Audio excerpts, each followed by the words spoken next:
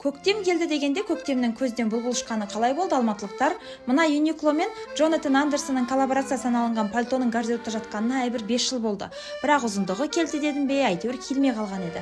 Пальто акцентті болғандықтан өзгесі барынша қарапайым болады. Ал бұл топ Массимадан өзі осылай қосқабат. Пальто астында вертикаль линияның болуын қадағалап тұрмын. Әрине менің шұлық етігімсіз болмайды. Бұл да менің қара пиджагым секілді болды. Көп кемін. Айтпақшы Miu Miu бренді осы жолғы показында гольфыларды көп көрсетті. Демек менің 2 жыл киген етігім биыл трендтің тренді болайын деп тұр. Әшекейлерімді тағамын, өйткені образдың парижанкалар секілді минималистичный болғанын қалап тұрмын. Міне пальтомды кидім. Қалай? Сапасы керемет бұл пальтоның. Шұлық етікпен үйлесе кеткенін қараңызшы.